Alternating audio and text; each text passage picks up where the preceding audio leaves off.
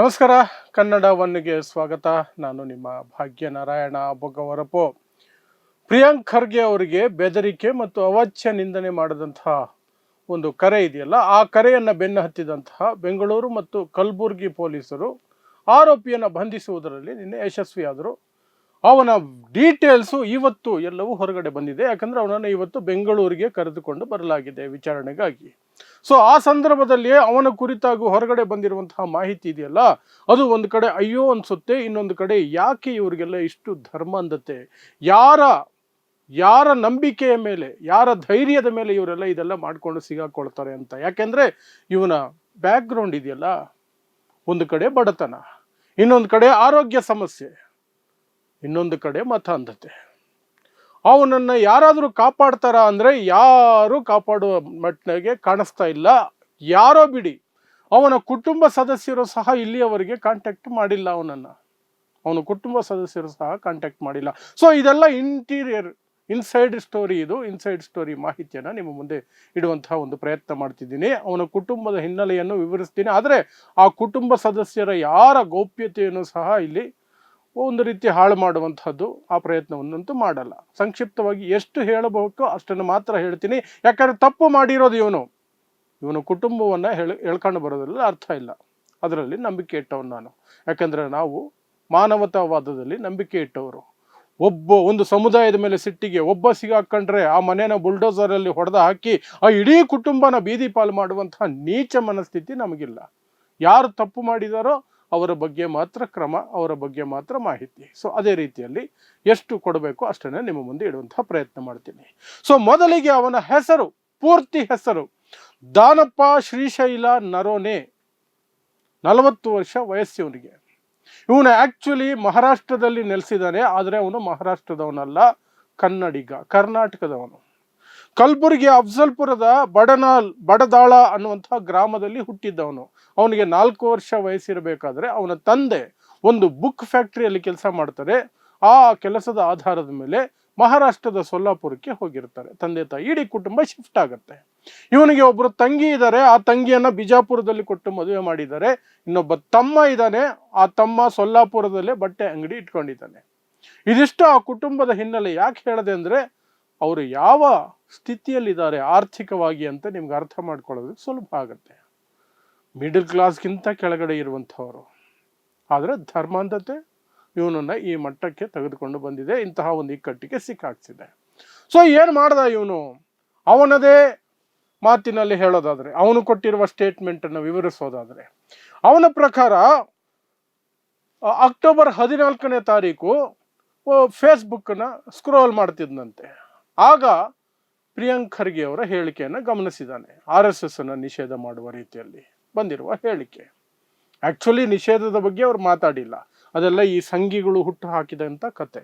ಅವರು ಹೇಳಿದ್ದು ನಿರ್ಬಂಧಗಳು, ಅದರಲ್ಲೂ ವಿಶೇಷವಾಗಿ ಸರ್ಕಾರಿ ಸ್ಥಳಗಳಲ್ಲಿ ನಿರ್ಬಂಧ ಹೇರಬೇಕು ಅನ್ನುವಂಥದ್ದು ಅವರ ಬೇಡಿಕೆಯಾಗಿತ್ತು. ಸೊ ಇವನ ಪ್ರಕಾರ ನಿಷೇಧ, RSS ನಿಷೇಧದ ಬಗ್ಗೆ ಅಲ್ಲಿ ಬಂದಿತ್ತು.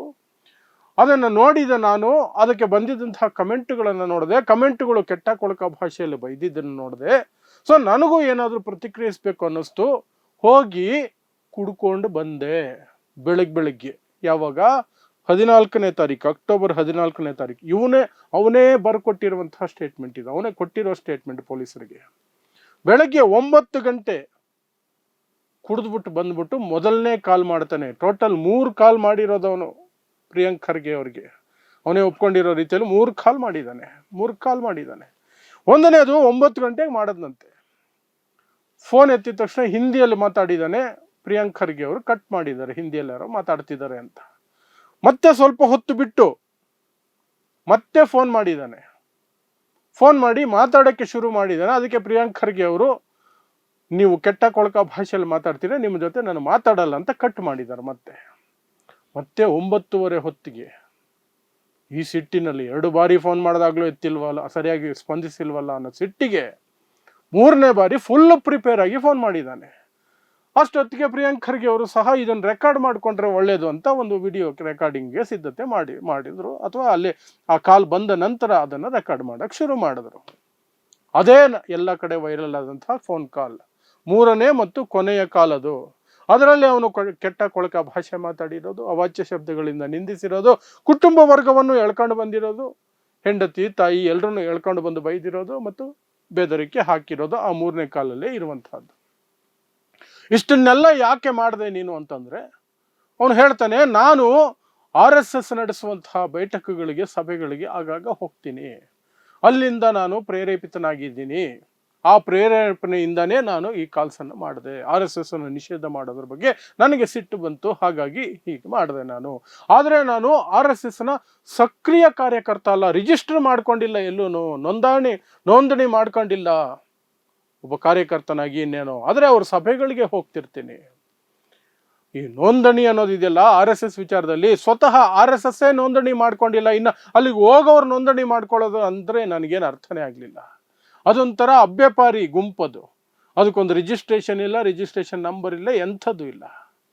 ಕೇವಲ ಧರ್ಮದ ನಶೆ ಇರುವ ಜನ ಇದ್ದಾರೆ, ಬ್ರಾಹ್ಮಣರು ಹೇಳಿದ್ದನ್ನು ನಂಬುವಂತಹ ಜನ ಇದ್ದಾರೆ. ಅವರನ್ನು ನಂಬಿಸ್ಕೊಂಡು ಬ್ರಾಹ್ಮಣರ ಅಧಿಪತ್ಯದಲ್ಲಿ RSS ಅನ್ನುವಂತಹ ಸಂಘಟನೆ ಅಮಾಯಕರನ್ನ ಈ ರೀತಿಯಾಗಿ ಬಲಿ ಕೊಡ್ತಾ ಹೋಗುತ್ತೆ. ಆ ಬಲಿಗೆ ಇವನೊಬ್ಬ ದಾನಪ್ಪ ಶ್ರೀಶೈಲ ನರೋಣೆ, ಮಹಾರಾಷ್ಟ್ರದ ಸೊಲ್ಲಾಪುರದಲ್ಲಿ ಸದ್ಯಕ್ಕಿದ್ದಾನೆ. ಅವನನ್ನ ಲಾಥೂರ್ನಿಂದ ಬಂಧಿಸಿದ್ರು. ಇನ್ನು ಇವನು ವೃತ್ತಿ ಏನು, ಜೀವನಕ್ಕೆ ಏನ್ ಮಾಡ್ಕೊಂಡಿದ್ದಾನೆ ಅಂದ್ರೆ, ರಿಲಯನ್ಸ್ ಕಂಪನಿಯಲ್ಲಿ ಚಾಕೊಲೇಟ್ ಮತ್ತು ಬಿಸ್ಕೆಟ್ಗಳ ವಿಭಾಗದಲ್ಲಿ ಸೇಲ್ಸ್ ಎಕ್ಸಿಕ್ಯೂಟಿವ್ ಆಗಿದ್ದಾನೆ. ಚಾಕ್ಲೇಟ್ ಮತ್ತು ಬಿಸ್ಕೆಟ್ ವಿಭಾಗದಲ್ಲಿ ಸೇಲ್ಸ್ ಎಕ್ಸಿಕ್ಯೂಟಿವ್ ಆಗಿದ್ದಾನೆ. ಸೊಲ್ಲಾಪುರ ಮತ್ತು ಲಾಥೂರ್ ನಡುವೆ ಓಡಾಡ್ತಿರ್ತಾನೆ. ಸರಿ, ಏನಾಯ್ತು ಆ ನಂತರ? ಫೋನ್ ಕಾಲ್ ಎಲ್ಲ ಮಾಡಿದ್ದಾಯ್ತು, ಅದು ಎಲ್ಲ ಕಡೆ ವೈರಲ್ ಆಯ್ತು. ಬಿಕಾಸ್ ಪ್ರಿಯಾಂಕ್ ಖರ್ಗೆ ಅವರೇ ಅದನ್ನ ವೈರಲ್ ಮಾಡಿದ್ರು, ಸೋಷಿಯಲ್ ಮೀಡಿಯಾದಲ್ಲಿ ಹಂಚ್ಕೊಂಡ್ರು. ಯಾವಾಗ ಆ ವಿಡಿಯೋ ಹೊರಗಡೆ ಬಂತೋ ಇವನಿಗೆ ಒಂದಷ್ಟು ಕರೆಗಳು ಬರೋದಕ್ಕೆ ಶುರು ಆಯ್ತಂತೆ. ಏನು ಕರೆಗಳು? ಶಭಾಷ್, ವೀರ ಧೀರ ನೀನು, ಸೂಪರ್ ನೀನು ಅಂತ ಅವನಿಗೆ ಕರೆಗಳು ಬರೋಕ್ಕೆ ಶುರುವಾಯಿತು. ಆಗ ಒಂಚೂರು ಖುಷಿ ಶುರುವಾಯಿತು. ಅನಂತರ ಬೈಗಳು ಬರುವಂಥ ಕಾಲುಗಳು ಬಂತು, ನೀನು ಈ ಥರ ಮಾಡಿದ್ದೆ, ಅನುಭವಿಸ್ತೀಯ ಮಗನೇ ಅಂತ. ಆಗ ಹೆದರ್ಕೊಂಡು ಫೋನ್ ಸ್ವಿಚ್ ಆಫ್ ಮಾಡಿದ್ದಾನೆ. ಫೋನ್ ಸ್ವಿಚ್ ಆಫ್ ಮಾಡಿ ಅಲ್ಲಿಂದ ಸೊಲ್ಲಾಪುರದಲ್ಲಿದ್ದವನು ಲಾತೂರ್ ಕಡೆಗೆ ಹೊರಟಿದ್ದಾನೆ, ಲಾತೂರ್ಗೆ ಹೋಗಿದ್ದಾನೆ. ಅಲ್ಲಿ ಹೊಸ ಸಿಮ್ ಕಾರ್ಡ್ ತಗೊಂಡು ಹಳೆ ಸಿಮ್ ಕಾರ್ಡ್ನ ಅವನೇ ಹೇಳೋ ಪ್ರಕಾರ ಫೋನಿನ ಹಿಂದ್ಗಡೆ ಇರುತ್ತಲ್ಲ ಆ ಪೌಚು, ಅದರ ಒಳಗಡೆ ಹಾಕಿದ್ದಾನೆ. ಆನಂತರ ಅವನು ಹೇಳ್ತಾನೆ, ಅದು ಎಲ್ಲೋ ಉದುರೋಯ್ತು ಸಿಮ್ ಕಾರ್ಡು, ನನ್ನ ಹತ್ರ ಇಲ್ಲ, ಈಗ ಅದು ಹೊಸ ನಂಬರ್ ಹಾಕ್ಕೊಂಡೆ. ಅಷ್ಟೊತ್ತಿಗೆ ಒಂದು ಅಂಗಡಿ ಹತ್ರ ಬಂದ್ಬಿಟ್ಟು ಏನೋ ತಿಂಡಿ ತಗೊಳ್ತಿದ್ದೆ, ಪೊಲೀಸರು ಬಂದು ನನ್ನನ್ನು ಅರೆಸ್ಟ್ ಮಾಡಿದ್ರು. ಇಷ್ಟು ಅವನ ಬಾಯಿಂದ ಒಪ್ಪಿಕೊಂಡಿರುವಂತಹ ವಿಚಾರಗಳು. ಇನ್ನು ಬೇರೆ ಮಾಹಿತಿ ಏನು ಬರ್ತಾ ಇದೆ ಇವನ ಬಗ್ಗೆ ಅಂತಂದ್ರೆ, ಇವನ ಆರೋಗ್ಯ ಅಷ್ಟು ಚೆನ್ನಾಗಿಲ್ಲ. BP, ಶುಗರು, ಕೊಲೆಸ್ಟ್ರಾಲ್ ಅಂತ ಏನೇನೋ ಇದೆ 40 ವರ್ಷಕ್ಕೇನೆ. ಅದರ ಜೊತೆಗೆ ಕನ್ನಡಕ ಹಾಕಿದನಲ್ಲ, ಕನ್ನಡಕ ತೆಗೆದ್ರೆ ಸರಿಯಾಗಿ ಕಾಣಿಸಲ್ವಂತೆ. ನೋಡಿ, ನಿಜವಾಗ್ಲೂ ಸಹ ಅಂಧಭಕ್ತರು ಅಂತಾರಲ್ಲ, ಇವನು ಆಲ್ಮೋಸ್ಟ್ ಅಲ್ಲೇ ಇದ್ದಾನೆ. ಅಂಧಭಕ್ತಿಯಲ್ಲಿ ಏನೆಲ್ಲ ಮಾಡ್ಬೋದು ಎಲ್ಲ ಮಾಡ್ಬಿಟ್ಟಿದ್ದಾನೆ. ಈಗ ಸಿಗಾಕೊಂಡು ನರಳುತ್ತಾ ಇದ್ದಾನೆ. ಆ ಕಡೆ ಹಣ ಇಲ್ಲ ಜೇಬಲ್ಲಿ. ಇನ್ನು ಈ ಕಡೆ ಕುಟುಂಬದ ಬಗ್ಗೆ ನೋಡೋಣ ಅಂತಂದ್ರೆ, ಅರೆಸ್ಟ್ ಮಾಡಿ 24 ಗಂಟೆಗಳು ಕಳೆದಿದ್ರು ಸಹ, ಅವನು ಅರೆಸ್ಟ್ ಆಗಿರೋದು ಇಡೀ ಜಗತ್ತಿಗೆ ಗೊತ್ತಿದ್ರು ಸಹ, ಸುದ್ದಿ ಆಗಿದ್ರು ಸಹ, ಫೋಟೋನೇ ರಿಲೀಸ್ ಆಗಿದ್ರು ಸಹ, ಅವನ ಕುಟುಂಬದವರು ಅವನನ್ನು ಸಂಪರ್ಕ ಮಾಡಿಲ್ಲ. ಕೊನೆಗೆ ಪೊಲೀಸರೇನೆ ಆ ಕುಟುಂಬದವರಿಗೆ ಫೋನ್ ಮಾಡಿ ಇನ್ಫಾರ್ಮೇಶನ್ ಕೊಟ್ಟಿದ್ದಾರೆ, ಹೀಗೆ ನಿಮ್ಮ ಗಂಡ ನಿಮ್ಮ ಮಗನನ್ನ ನಾವು ಬಂಧಿಸಿ ಕರ್ಕೊಂಡ್ಬಂದಿದ್ದೀವಿ ಇಂಥ ಕೇಸಲ್ಲಿ ಅಂತ. ಅದು ಹೇಳಬೇಕಾಗತ್ತೆ, ಅವರ ಕರ್ತವ್ಯ ಅದು, ಪೊಲೀಸರದ್ದು. ಆದರೆ 24 hours ಆದರೂ ಕೂಡ ಬಂಧನ ಆಗಿ ಆ ಕುಟುಂಬದವರು ಯಾರೂ ನನ್ನ ಕಾಂಟ್ಯಾಕ್ಟ್ ಮಾಡಲಿಲ್ಲ. ಅಂದರೆ ಅವ್ರು ಕೆಟ್ಟವರು ಏನು ಅಂತಲ್ಲ, ಪಾಪ ಅವ್ರು ಇರುವಂತಹ ಸ್ಥಿತಿ ಅಂತದ್ದು. ಈಗ ಅವನಿಗೆ ಬೇಲ್ ತಗೊಳ್ಳೋದಕ್ಕೂ ಸಹ ಅವನ ಹತ್ರ ದುಡ್ಡು ಇರಲ್ಲ.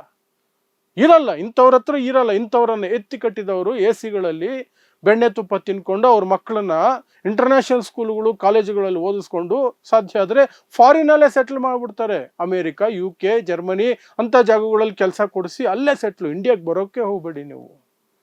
ಆದರೆ ಕಂಡವ್ರ ಮಕ್ಕಳನ್ನ ಮಾತ್ರ ಈ ರೀತಿ ಧರ್ಮದ ನಶೆಯಲ್ಲಿ ಬಾವಿಗೆ ತಳ್ಳೋದು, ಸಾಯಿರಿ ನನ್ನ ಮಕ್ಕಳ ನೀವು ಅಂತ. ಇವನು ಹೋಗಿ ಬಾವಿಗೆ ಬಿದ್ದಿದ್ದಾನೆ.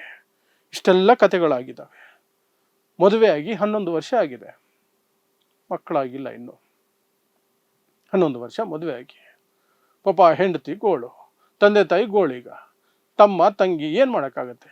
ಅವರವರು ಬಡತನದಲ್ಲೇ ಇದ್ದಾರೆ, ಇಡೀ ಕುಟುಂಬ ಬಡತನದಲ್ಲಿದೆ. ಇದಿಷ್ಟು ದಾನಪ್ಪ ಶ್ರೀಶೈಲ ನರೋಣೆ ಅನ್ನುವಂತಹ 40 ವರ್ಷದ ಬಂಧಿತ ಆರೋಪಿಯ ವಿವರಗಳು. ಸೊ ಮುಂದಕ್ಕೆ ಏನಾಗುತ್ತೆ, ಕಾನೂನು ಪ್ರಕ್ರಿಯೆ ನಡೆಯುತ್ತೆ. ಇವತ್ತು ಕೋರ್ಟ್ಗೆ ಹಾಜರುಪಡಿಸಿದ್ದಾರೆ, ನ್ಯಾಯಾಂಗ ಬಂಧನಕ್ಕೆ ಕೊಟ್ಟಿರ್ತಾರೆ. ಮುಂದಕ್ಕೆ ಏನು ಪ್ರೊಸೀಜರ್ ಇದೆಯೋ ಅದನ್ನು ಪೊಲೀಸರು ಮಾಡ್ತಾರೆ. ಆದರೆ ಇದೊಂದು ಎಚ್ಚರಿಕೆಯ ಗಂಟೆಯಾಗಿ ಕೆಲವರು ಸ್ವೀಕರಿಸಬೇಕಾಗುತ್ತೆ. ಯಾರೋ ಬಂದು ಕಾಪಾಡ್ತಾರೆ, ನಾನು ಹೀರೋ ಆಗಿಬಿಡ್ತೀನಿ, ಹಿಂದುತ್ವದ ಹೆಸರಿನಲ್ಲಿ ನಾನು ಏನೋ ದೊಡ್ಡ ಸಾಧನೆ ಮಾಡ್ದಂಗಾಗುತ್ತೆ, ನನಗೆ ಒಳ್ಳೆ ಹೆಸರು ಬರುತ್ತೆ, ಏನೇನೋ ಕನಸು ಕಾಣ್ತಾ ಇರ್ತಾರಲ್ಲ, ಯಾವುದೂ ಆಗಲ್ಲ. ಈ ರೀತಿ ಅಭ್ಯಪಾರಿ ಆಗ್ತೀರಿ, ಕೋರ್ಟ್ಗೆ ಅಲಿಬೇಕು, ಶಿಕ್ಷೆ ಆದರೆ ಜೈಲಿಗೆ ಹೋಗಬೇಕು. ಈಗ ಉನ್ಮೇಲೆ ಅಟ್ರಾಸಿಟಿ ಕೇಸ್ ಸಹಿತ ಜೀವ ಬೆದರಿಕೆ ಸೆಕ್ಷನ್ಗಳು ಎಲ್ಲ ಬಿದ್ದಿದ್ದಾವೆ. ಧರ್ಮದ ನಡುವೆ ದ್ವೇಷ ಬಿತ್ತುವಂಥದ್ದು ಎಲ್ಲ ಸೆಕ್ಷನ್ಗಳು ಹಾಕಿದ್ದಾರೆ. ಎಲ್ಲ ಹಾಕ್ಲೇಬೇಕು ಅವನಿಗೆ, ಅವನು ಮಾಡಿರೋ ಕೆಲಸಕ್ಕೆ. ಅಟ್ರಾಸಿಟಿನೂ ಇದೆ. ಕನ್ವಿಕ್ಷನ್ ಆದರೆ ಅವನು 7-8 ವರ್ಷ ಜೈಲಿಗೆ ಹೋಗಬೇಕು, ಕನಿಷ್ಠ 4 ವರ್ಷ ಜೈಲಿಗೆ ಹೋಗ್ಬೇಕು. ಅವನು ಜೀವನ ಏನೋ ಒಂದು, ಆರೋಗ್ಯ ಸರಿ ಇಲ್ಲ, ದುಡ್ಡಿಲ್ಲ, ನಶೆ, ಧರ್ಮದ ನಶೆ ಅನುಭವಿಸ್ಬೇಕು, ಅಷ್ಟಿನ್ನೇನಿಲ್ಲ. ಸೊ ಇದಿಷ್ಟು ಈ ಬಂಧಿತನ ಕುರಿತಾಗಿ ನಮಗೆ ಬಂದಿರುವಂತಹ ಒಂದು ಮಾಹಿತಿ, ಅದನ್ನು ನಿಮ್ಮ ಜೊತೆ ಹಂಚ್ಕೊಂಡಿದ್ದೀನಿ. ಸೊ ನೋಡ್ತಾ ಇರಿ ಸಮಾಜಕ್ಕಾಗಿ ಕನ್ನಡ 1 ನ್ಯೂಸ್. ನಮಸ್ಕಾರ.